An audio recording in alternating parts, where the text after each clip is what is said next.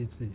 The mentality is always there. I feel yesterday's match was a make or mark for the Super Eagles. The pressure was much, and it's good to know that the players didn't crack under such pressure as well. And I said this yesterday: if Nigeria is going to get anything out of that match, as soon as the first half, we should be leading by 2 goals. Yeah, and you said, is it a basketball? So you understand the kind of. Because of course, I mean, it's not happened since 2023. The last time we won by four goals margin or 6 goals was against Sao Tome and Principe. So in 2023, that's over a calendar year. So I feel if you have to get the job done, it has to be yesterday at most, at least. And it's good that the boys didn't disappoint, and the coach also, he was also on point with his tactics as well with the formation and the boys' mentality. Big ups to Victor Osimhen. Of course. He was always showed the stuff of a true fighter yesterday. One of the best striker in the world. Proved the love of doubts wrong. Yeah. So you can just, he's the best player on the team now. So for us to even get over this African playoff, I think Victor Osimhen needs to be available. Put on ice. He needs to be available. If you look at the matches we've played, in 10 matches, Victor Osimhen only played 5 matches, and all those 5 matches, he didn't play 90 minutes, and he's our highest goal scorer in this competition as well. So Victor Osimhen is to, I don't know. You just have to find a way of making sure that he continues. Also, talking about the mentality that you pointed out, at some point in the game yesterday, if you see, I don't think the Super Eagles players were aware of needed more goals. As a point, Stanley Bali is a perfect example that he was kind of doing delay tactics, and that is where mentality comes into play. When you know that you have never gotten the job done, I don't know whether they were not aware that at some point we needed to score more goals. Fourth goal in order to put us in a better position. That's where the mentality comes, and you could see that Osimhen, despite he was on the bench, he was still ginger, and that's what he has done throughout this qualifier. You know, he said after the game yesterday, it was said that he mentioned that when Frank Onyeka scored that goal, tears dropped from his eyes, because you know it's not enough to put in that much of sacrifice, and at the end of the day, you still cannot go through into the next round. It was a bit of so much grit, so much pressure, so much energy that the boys did put into the game yesterday. Much credit to a couple of players. I mean, if we start name calling, we'll possibly be name calling like 5 to 6 of the players on the pitch yesterday. There's a new boy, Benjamin Frederick, as well, who, of course, in the last 5 games that he's played for the Super Eagles of Nigeria, he's been holding it solid. There's likes of Calvin Bassey, who's played all of the minutes for the Super Eagles all through these qualifiers. So these boys definitely deserve a bit of calling as well. And also, Samuel linking up very well with Victor in that game yesterday, providing 2 assists. Much credit to Moses Simon and even Frank Onyeka for making sure that it gets us that goal, because it is, you agree with that it's so strange to say certain Frank getting the goal in that particular game. I mean, even getting into that position. The sub was kind of, they let us concede at this point. Yes, because, and all of a sudden, that's what we have with box to ball midfielders.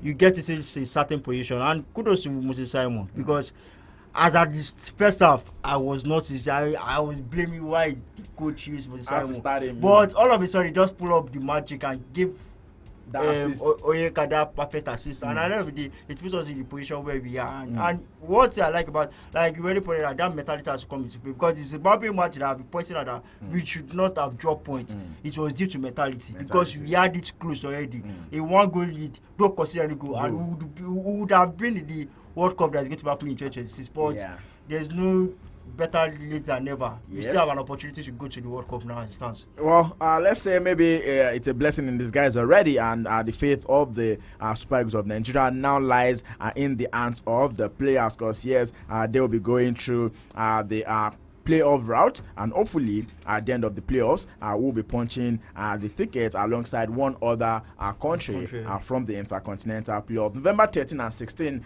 that particular date before now has been set for a bit of friendlies between us and Venezuela, and another one against Colombia, but you can tell that those friendlies are definitely going to be called off right now. They can play, they don't spark home base, you can play. Okay, well, I think I also agree with that. Or maybe let's just have it as a test run for other players who the coach might be willing to invite before the AFCON later this year as well. But like I mentioned, the fate of the Super Eagles is right there on their shoulders, and we'll be looking forward to see what happens next month, November. Gabon already, Pierre-Emerick Aubameyang is already talking for. Don't forget that he's also a reliable goal poacher when it comes to getting the goals for his national team. We've seen how Gabon have been able to, they are just a bit unlucky in the group they're in not to make it through to the next round automatically. But yes, they have to go through the playoff round. Are we playing against this particular team? He's already saying that, look here, we want to go to the World Cup. It's not their fault. It's we that put ourselves in this situation. Because on a normal day, a Gabonese side should not be talking tough against the Nigerian side, because now we put ourselves, because most of these minnows should not be looking at themselves that if a certain Lesotho can do it, a certain Zimbabwe can do it, them they also have a hope, and we have to put them in the right places, because you look at where we are in terms of FIFA ranking and where we are in the continent, we have the most valuable squad in Africa. And looking at personnel by personnel, the only two players I know in that Gabonese side is Mario Lemina and also Perry Aubameyang. Those are the two players that can cause havoc for the Super Eagles. But at the same time, looking at our defense, like you already mentioned, Benjamin Frederick, who has been quite solid. You have Calvin Bassey. These two guys can actually do the job by stopping any chances. I'm not sure I want a two short players as centre back. The two short players, but those are the most like actually. I'll give you that. But he's not a centre back, so those are the two best centre backs we have. Who is that? Who's not the centre back? Frederick. Frederick can play as a right back and a centre back. I prefer Frederick as a right back than because what if Olaino comes back? But for now, Olaino is not in this. He's definitely going to be back before the AFCON and even the World Cup. So definitely we need to be thinking ahead. That is an headache for the coach, and probably a good one for the coach to be. But at least we have talented player to choose from to fill every position. So hopefully the coach can pick the right player to fill every position. All right. I mean, we cannot flog the issue of the Super Eagles enough right there. So maybe we just have to ask Kidadu and take all those stories on the show. Let's talk about age grade football now. With the Flamingos now looking to be a part of the FIFA Under-17 Women's World Cup, which is currently going to be staged right there in Morocco. They played a bit of friendlies already, and yesterday night they wrapped up their pre-World Cup with a 3-2 win over Paraguay right there in Casablanca. That is their last game. They've only lost one game in this pre-World Cup series. All of the matches they've been playing, they scored over 40 goals. The start is 50 goals considered 6 out of 12 matches for the pre-World Cup. And one thing about the Under-17, like I said, age grade competition when it comes to our female, we don't used to have issue. When we have issue is when we are coming into the world tournament, because majority of these sides we are facing the best of the best, and our group as it stands, we have Canada, France, and Samoa. Samoa should be the whipping girls of the group, but Canada and also France are top teams when it comes to female football. And looking at the yesterday match that happened between them and Paraguay, we have a certain Miriam who scored hat-trick yesterday. Miriam Yusufu, I forgot her name. She had an hat-trick yesterday. Mariam Yaya. Mariam Yaya. She scored an hat-trick yesterday. We also have the captain talking about Shakira Moshood yesterday. So we have some of the players that participated at the last, because it's an annual tournament now. Yes. He's going to play in Morocco for the next 5 years. And I think for Bakole, the last time out, we had the clean sweep in the group stage, but when we got to the first knockout round, we lost against the US side, which is difficult because they are top team, and which is quite expected. So I hope we participate well, because now I think they have already arrived at the Rabat now. Yes, the International University of Rabat now. So we are starting our campaign on Sunday against France. Canada, I think Canada. Yeah, first game is going to be against Canada on Sunday on 19th, and then we'll play against France, and Samoa is going to be the last game on 25th of October. Definitely we'll be rooting for the girls, and hopefully they fly the country's flag so high for the whole world to see right there in Morocco. Top stories coming through on the show this evening.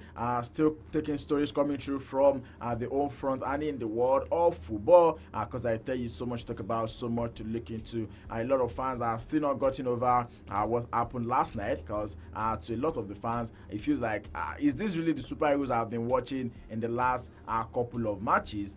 But then it happened like that, and we'll definitely be savoring this moment till November once again, when our bodies should be tight in our clothes. And of course, I'll be looking forward to what the boys will be having in store for us on the MPFL scene.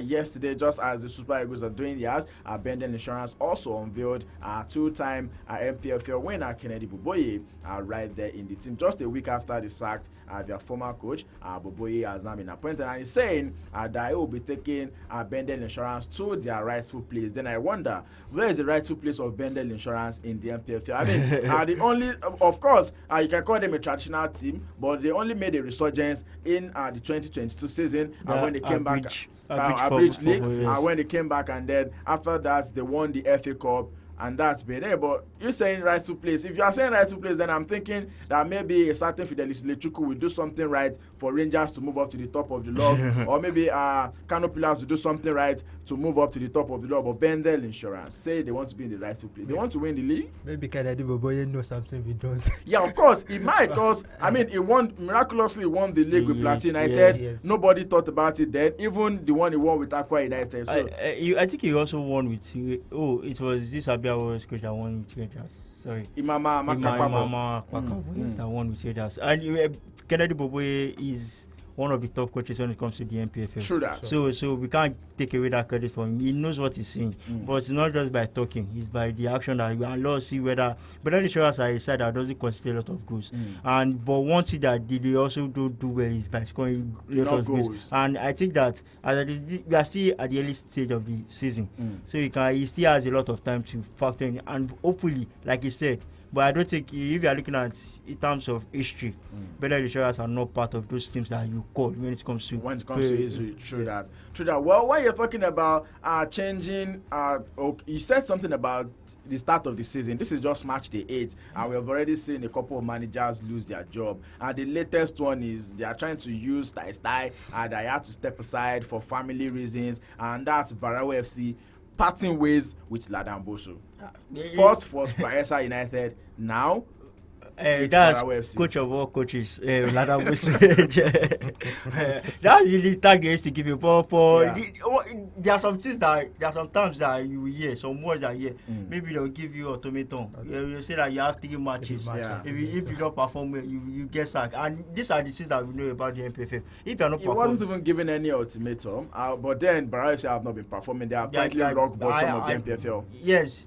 One thing about football is results based. If you're not performing well, then definitely the coaches will be under a lot of pressure. We have seen coaches even in the Premier League, Domestic Premier League, get sacked after. I can remember Frank Dubois when he was coach of Crystal Palace. After 7 games, he never won anything, and he was sacked immediately. That should show that, because there was not any show of any results coming into this team. And I think for Barua, they don't want to go back to the NLL. They are like the regular tag. The NLL is a jungle. You don't want to go back there. You rather fight, and they are a newly promoted side when it comes to the MPFL. Yeah. And if you are starting the season quite bad, then it's going to be difficult for you when you get over there. So as it is now, you think there's a bit of magic that the team can do?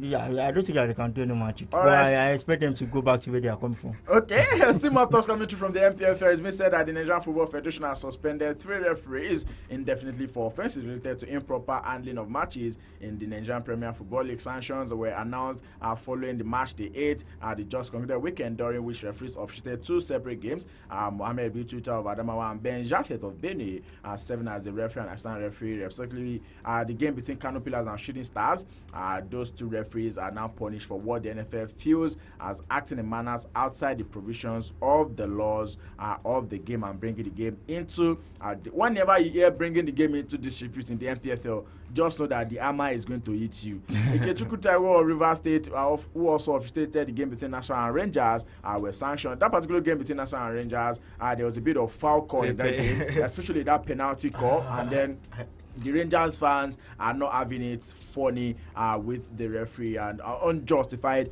penalty given National United that particular war. What is not good for someone is a plus to another person, because National now have 5 games on the bounce in the MPFL. But I like the fact that we are seeing swift action from the MPFL. First was immediately sanctioning Kano Pillars, giving them 9.5 million fine, 3 points, 3 goals. I'm sure they are tired. That's why they have to do it like that. Because before now, it would just be 3 points and maybe just pay 5 million and you can just go ahead and play your games. But they are even going to be away from their home for 10 months. 10 games. 10 games, yeah. 10 home matches. Yeah. Away from home. So that's going to be like till next year. See, this thing is common with Kano Pillars, because I saw the total accumulated fines they have paid. Over 40 million? Over 40. Plus the one you are having 45. I think 40. It was 36 before, plus this 9 million. And this is what I do. One thing, another question I ask myself is that if this team are paying this much, they don't feel I'm saying we are not wasting money because of this kind of fans that we have. I see our fans need to be enlightened also, because this kind of, like in abroad, European football, they call them the ultra. Yes. That is tuition. But for us here, because this kind of outwork is not supposed to be happening when it comes to the top tier of the Nigerian Premier League. And I hope that this serves as a lesson to other teams who are trying to plan or trying to do any kind of bad thing when it comes to disruption of games. Disrupting of games and fans eruption. We're also still talking about the MPFL. Another circular that came out earlier today is the fact that the MPFL board will now be finding any team that feels that the ball boy are intentionally holding on to the ball 1 million naira. Because it is being believed that most of these ball boys are not just acting on their own. They are either being told by an handler to keep the ball away from the opposing team, and the boys will definitely not release the ball in time. So yes, 1 million naira fine for improper behavior of the ball boys on match days. I feel that is also part of the footballing antics. It doesn't just happen here in Nigeria. Even in Europe, we have matches where ball boys will be holding onto the football as well. So just to kill time and kill the opponent's momentum as well. But finding a club for their ball boy holding on to the ball for a fine of 1 million, I think that is actually too much. It's too much. For every minute that is being wasted, can actually be added. So if they actually want to do that, for every time that has been wasted, if even by the ball boy, we've seen time being wasted even through substitution as well. So you can also add those time back into the match, but finding them for ball boy antics for the 1 million, I think.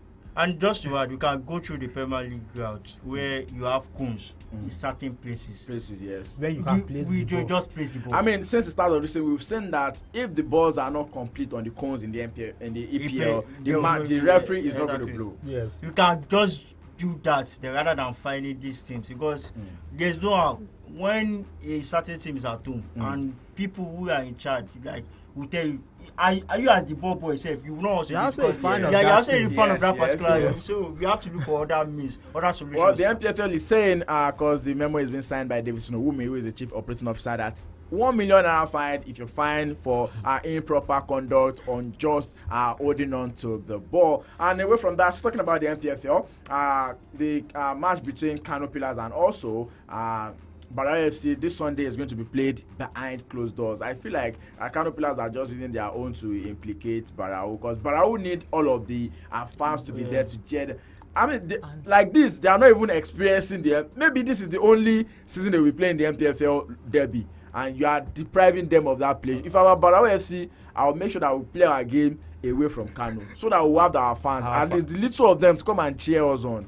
And I think supporters of Barao FC, they're actually turning out to support the team as well. Yeah. So if they are playing in the I feel for them right now. Exactly. So if they are playing against Kano Pillars and they are playing in the closed doors, it's actually not fair on Barao. So whatever punishment has been meted out to Kano Pillars, it's also affecting the Barao FC at this point. So probably their fans should just, like you said, this might be the only time they will play in the MPFL. Because right now they are rock bottom of the league. So why let their fans enjoy this time they're having in the MPFL as well. So It's quite unfortunate. Decision is being made already, and we just hope that they have a great game against Kano Pillars. 17th up against 20 is what it is right there in the Kano Derby, and the game we played at the Sonny Abacha Stadium. Let's go move away from the home front because we still got so much to talk about on the football scene, on the European scene as well. Let's talk about other sports on the show. I would like to start from the world of Formula One.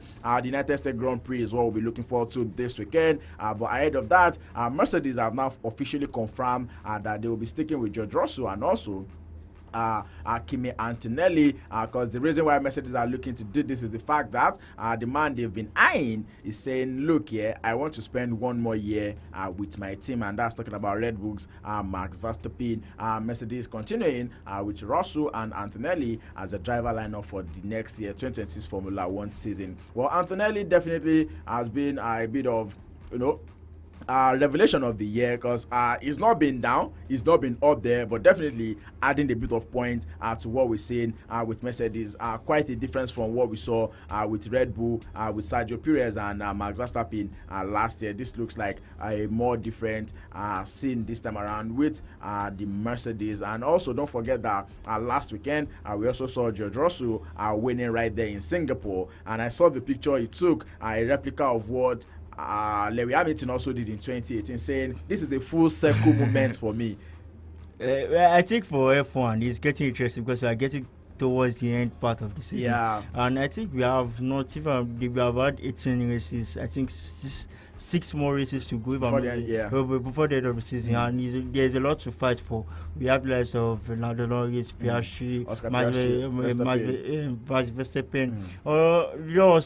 Also fact you move George Russell, who has quite won 2 races this particular year. And I think for the decision of Verstappen going to Mercedes, he still has, I think he's still under contract with Red Bull. So let him just see out the contract. Maybe till 2027. Then after that we can, because as it stands, if he goes into that Mercedes team, who is going to be the main driver and who's because a Max Verstappen who wants to be the lead driver of that particular team. Yes. But in terms of performances, you can also just move George Russell away from it. And I mean, he was able to stand the test against Lewis Hamilton. Yes, and this particular Grand Prix that is going to happen this weekend in the United States, I saw a stat that Lewis Hamilton has won more races in that particular circuit, and I think he has it. Mercedes also has it, but the last time out, this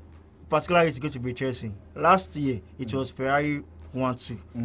And you have a certain Lewis Hamilton there. Charles Leclerc won that particular. You have a certain Lewis Hamilton who has won a lot of races in that particular circuit. So it's going to be a lot of fight, because Lando Norris, we also have Oscar Piastri, because the way McLaren is, they are no any driver. Both of you just go all out for it. Well, I think they had a bit of issue during the Singapore Grand Prix. And I saw it. Yeah. He's left for the team to decide, because they don't want to have a lead driver. They just want both drivers, and which is quite an advantage. And it's affecting them. It's an advantage for them, because in terms of construction championship, well, if you say it's an advantage for them, look at it now. They only have, this is just 12 points separating Piastri and Lando Norris. Yeah, I think Oscar Piastri is on 336, and the second person is on 314. So that's just like 12 points separating the two. But if you had the two, and as I said, construction championship is perfectly an advantage for them. It's a plus for them, because more competition. Both driver, I've seen it that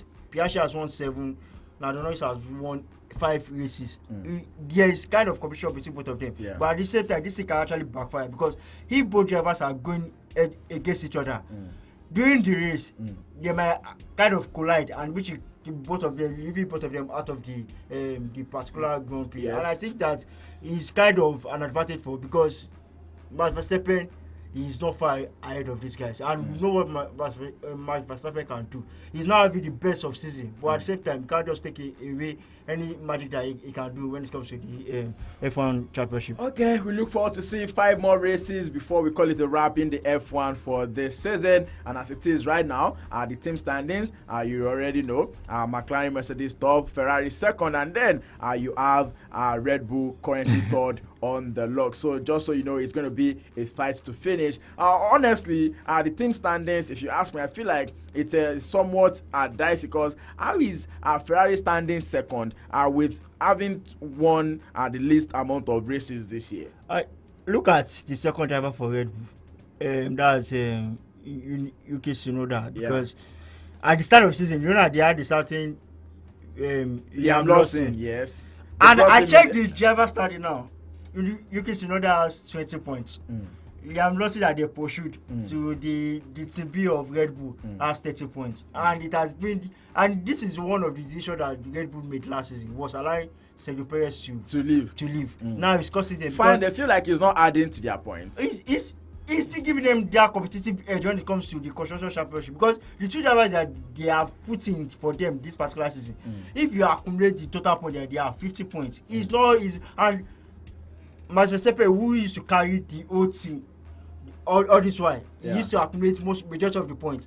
Now he's kind of struggling to even win a lot of Grand Prix, and that's why they're finding themselves in this position. Ferrari might not be getting into the podium, winning races, but when you accumulate, because I know that Charles Leclerc has 173, while Lewis Hamilton has 125 points.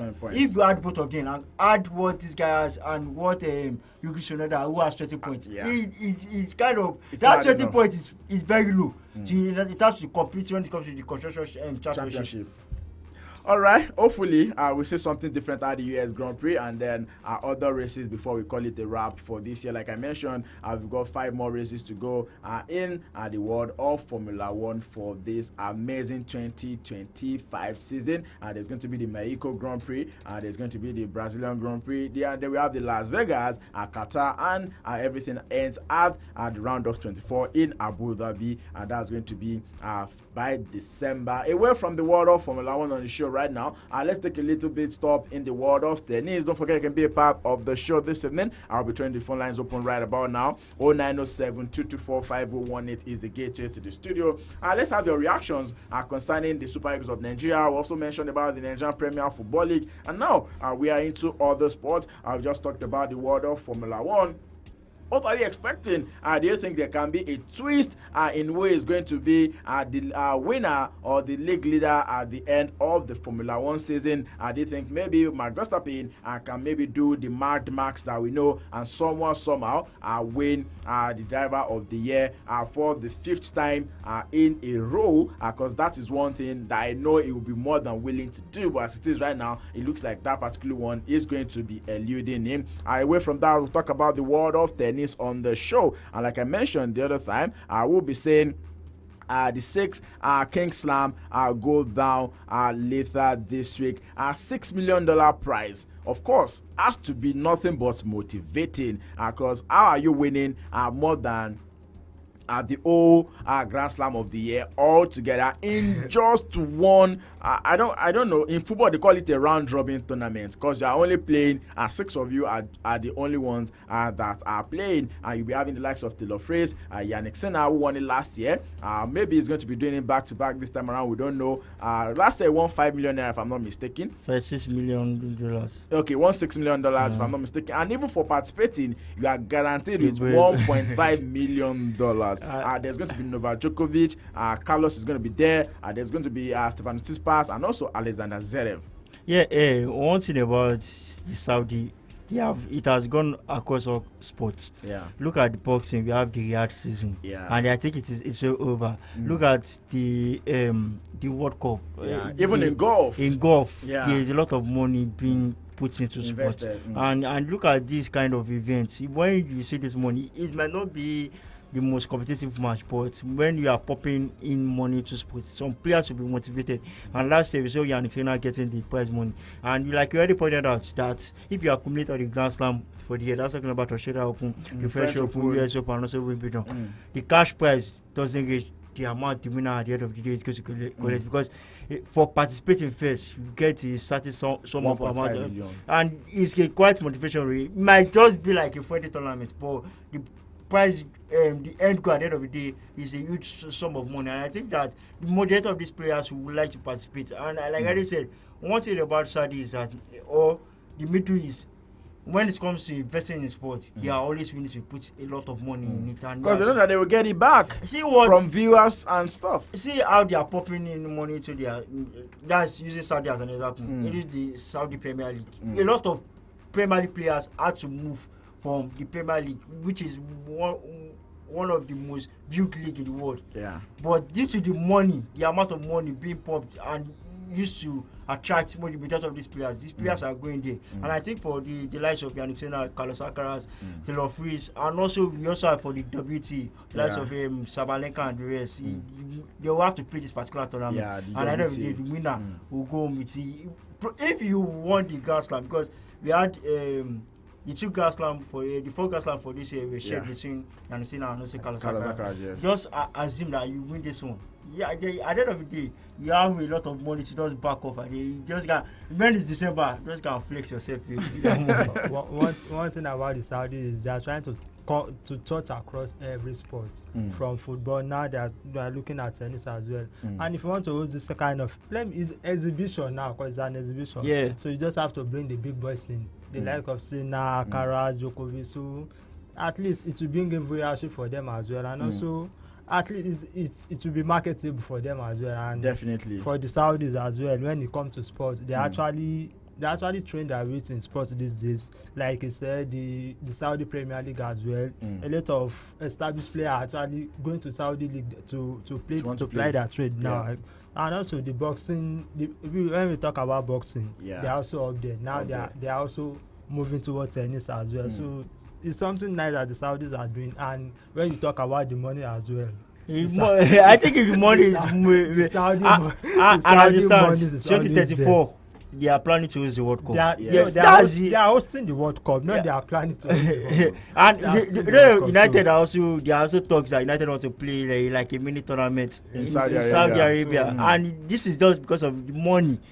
I think that you have to give a lot of this Saudi. One thing that they're also backing on, I think, is oil. The same way we get for this country, we really utilize way. A certain country is utilizing its way, and they are getting some of these things is kind of it serves as tourism for them, because if you are bringing in a lot of these top players to come and play, people want to come and watch it because they are the faces of these certain sports. And I think for the Saudi government, Saudi investors, it's a good one for them. Okay, quickly before we go back into the world of football on the show, this time next week, the NBA 2025 season will be kicking off. I know you're much interested in this, Warid. NBA 2025 season, we saw the upsets, the ups and downs from both the Eastern and the Western Conference last year before our eventual winner, the one that last year marked truly the year of the underdogs. And it happened across all sports. But this time around, in the world of the NBA, there's one man who is already saying that maybe if he finishes his career in the NBA, he's going to be going to Greece. And we've also seen the likes of LeBron James also come out. Definitely LeBron does not know when he wants to retire yet. But of course, he's been able to accomplish one long-term dream of playing along his son, Bronny. Going into the final week of the preseason now. What definitely are you looking forward to? And I definitely know that a bit of transfers will be happening before the season starts. Yeah, there are a couple of transfers which I'm going to maybe I should have because full list, for the full list. And for LeBron James, he's going into his 23rd season. That's longevity. Because one thing about Ronaldo and LeBron James is that these guys have done it. And look, I think there's one player that we all are not paying attention to, and that has to be James Miller. James Miller also. Another man who has played football for the long. This is his 23rd season as well. If he continues to play by next season, he's going to break the record by Gary Barry for 24 seasons in the MTDBL. These are the things that we love about when it comes to sports. For the NBA, last season the Oklahoma City Thunder won it. They played against the talking about Indiana Pacers. And at the end of the day, we know what happened with the issue of Tyrese Albert. And going into the season, what's the Cleveland? Don't ever forget that last season, Cleveland started well when it comes to the regular season. But when they got into the playoff, they were not the best of teams. And at the end of the day, one team that won the NBA season was a team that from the start of the season you could see that they were the best team in the regular season. And when they got into the playoff, they defeated everyone in their own conference and got to the final of the NBA season and also won that. You look to anticipate that because a lot of things we want to come. I'm talking about Giannis team, the Milwaukee Bucks, the Golden State Warriors who also want to fight, the likes of Indiana Pacers who got to the final. We also have the New York Knicks and also LeBron and Luka Doncic who want to also kind of have that partnership. And going into this season with the Los Angeles Lakers, they want to kind of put in a fight because LeBron has, I think, 4 or 5 rings. He wants to, because the reason why a lot of people still don't consider him as the GOAT is because of Michael Jordan has more NBA championship than he is. But in terms of getting in all the records, he has it. And he will also be looking at the end of the day, he can also, you see, it should be a motivation when him and his son also wins the NBA championship because there are a lot of things that are going to be happening in this NBA season. Like I said, there have been a couple of transfers that have been done, which I think the Mavericks have definitely done something. Buying out the I'm trying to get it now. Mavericks signed Kidd for the multi-year extension, and also Westbrook has agreed to join Sacramento Kings for his 18th season. That's talking about a 9-time NBA All-Star Russell Westbrook joining on a deal to the Sacramento Kings. Kevin Durant has also gone to the Houston Rockets, and also another player, Michael Porter, who played for the Denver Nuggets, is now playing for. He's playing for, I think, one. So, Kevin Durant will be playing against a former Thunder in the opening match of the season. Yes, you see, I know that when it comes to the transfer, you can't predict. You can see just one big name, and majority of these players will have the power to in terms of, because a perfect example is the Luka Doncic and also the Anthony Davis. Both of them were never aware that there's a kind of deal happening between guys. Doncic going to the LA Lakers and also Anthony Davis going to the opposite team. And I think for the transfers, but one thing I can guarantee is that we have a lot of actions when it comes to the NBA. And don't just forget there's going to be an in-season tournament, which is also a prize money for them, for majority of these NBA players. All right, away from that right now, let's go back into the world of football on the show. Just so you know, a bit of qualifying. Qualifiers also happened in the European scene. Portugal played at a 2-2 draw against Hungary. Dominic Szoboszlai spoiling the party for the Portuguese side. Because, of course, if they had won the game last night, they would have actually also punched their tickets the World Cup in 2026, but that is not the case of the Three Lions of England, who have now made it to be the first European team to punch their tickets, dismantling Latvia 6-0 overnight yesterday. Away from the qualifiers now, just so you know, football is back on the stage this weekend, but taking news coming through from the camp of Barca, it's been said Frankie de Jong has now penned another deal until 2029. It's been announced by Barca today. De Jong are saying that by crook, by thunder, by fire, I will be right here in the Camp Nou. To think this is a player that the Barcelona fans almost pushed out of the club. I mean, it's been there since 2019. Some seasons ago, and Manchester United were actually interested, but he just refused to leave Barcelona. So today is also spend a new contract, keeping him on to the club to 2029. So good one for him. At least they can start keeping those that they have. Because we know Barca currently are begging for funds as it is now, so they can't afford to just lose. And Frankie, the partnership of Frankie and Pedri at that heart of Barcelona midfield has been sublime this season. So hopefully keeping him is a good one for them as well. All right, away from that right now, in the English Premier League, it's been said that Tottenham Hotspur have now announced their new director of football, the man who was announced earlier today. That's talking about Fabio Paratici as their new into their leadership team. The Italian been named their joint sporting director with then Joan Lange, who previously held that position at Aston Villa, taking on the same role. So now Tottenham Hotspur has two sporting directors within their ranks. Don't forget that Paratici had resigned from his position as managing director in 2023 after 30-match ban from football-related activity. It was received in. And amazing one for Tottenham right there, but don't forget that they are still looking out for a new executive director since Daniel Levy stepped down a couple weeks ago. But then things have really not been all that rosy for Tottenham Hotspur in the league this season. Hopefully things change for them after this international break. So for Tottenham Hotspur, I think it's a good one for them since the resignation of their chairman Daniel Levy.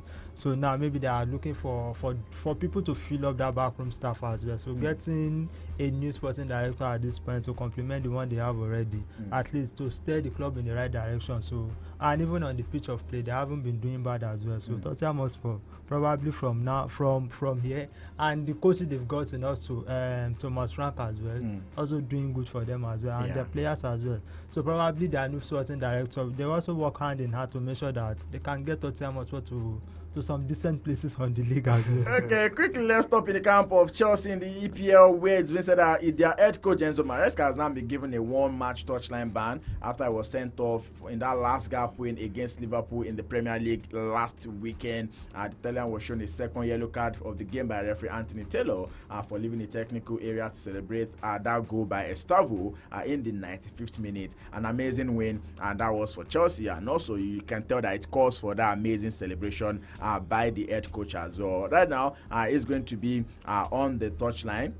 He's not going to be on the touchline for their next game, and also he's being fined £8,000. So yes, he will not be in the dugout when they face Nottingham Forest at the City Ground against Ange Postecoglou this Saturday. I think for Enzo Maresca, I could feel for him because that last gap winner against Liverpool. Yeah. Even some managers, Jose Mourinho, you have seen him celebrate that kind of celebration because you scored a late winner against the defending champions of the current Premier League. And I think for Enzo Maresca against a Nottingham Forest who are not having enough confidence coming into the game, he's going to be at the stadium, but he will not be at the touchline with his team, and which is there are other means you can communicate with your assistant coach through the telephone and rest. I mean, Luis Enrique has been doing it in the last couple of matches in the French Ligue 1. He prefers to sit in the stands and talk to his says he wants to practice the way they do it in rugby, and of course I think it's been going too well for him right there. So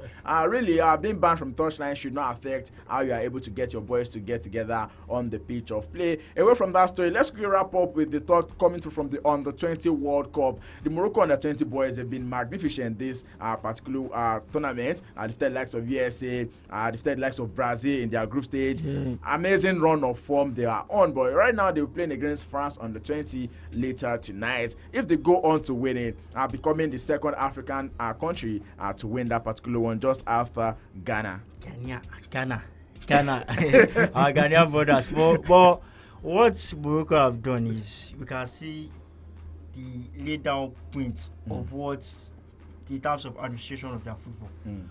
They have a sporting complex where looking at their female, looking at the age grade, looking at the male team, there's a kind of, they are moving in the ways of the like of the Spanish national team and the German, where they want to have a kind of structure. And we are seeing the end result of this kind of. But that structure cannot work in Nigeria. Because if you take a look at the Moroccan team, both their female and their male team, they have, let's say, 70% foreign born. Foreign born. Yes. Even Moroccans. You as a Nigerian, if a team in Nigeria is having over 50% foreign born, I know the place I am from, there will be outcries. Like, don't we have players? If not for the last chant that we saw that made people to relax with saying that they should put home-based players in the Super Eagles, you think there will still not be cause for players to be in the Super Eagles? They have been clamoring for home base in the national team, but the home-based Eagles are not covering themselves in glory, so you can't afford them as well. So I'm just trying to point out what you're trying to say about the structure that the Moroccan side are putting into play. That one thing that I know I've worked for them is that they invested in infrastructures, and also they are not dependent on homegrown talents. Yeah, they rather go out and bring them in. And they are bringing top quality. You can't deny that as well. So with top quality and their infrastructure, everything is just falling. Now imagine falling in the right direction for the Moroccans. Because it's not just law. You can't attribute this to law. Because if you look through the Moroccan football from their female national team to their under-7 to their age grade to their national team, you can see consistent progress. Now they are under-20 in the final of the FIFA Under-20 World Cup. Should they win it, be making them the second African team to have won the Under-20 World Cup? It's going to be a good one for them as well. So for every preparation you make, every plan you make in the right direction, you surely reap the result, and this is what the Moroccans are enjoying at this point. I just want to point something out. Where I was going with that thing is that when Morocco started this project, it was kind of a development plan. And don't let us forget that others saw the die. Nigeria also had a 10-year development plan. And if I ask you where is the development plan now, we don't know where that is. And you can see that at the end of the day. One thing I used to say, if you plan to fail, if you fail to plan, you plan to fail. And this is what the Moroccans have done. At some point, when it comes to female football, you can never call a Moroccan side when it comes to football. Now, see them at the CAF Women's Champions League. You see how far they are going with their side. See them at the WAFCON. You see how far they are going. Now, when it comes to UK tournament, you rank the likes of Mali, the likes of Ghana, the likes of the Nigerian team. Now, Morocco are finding themselves in the semi-final spot of the Under-20 World Cup. Don't be surprised that at some point, even at the World Cup, they got to the semi-final. Of the first African team to get to the semi-final. This is the result. This is the reward of hard work and a proper plan being put in place. I see.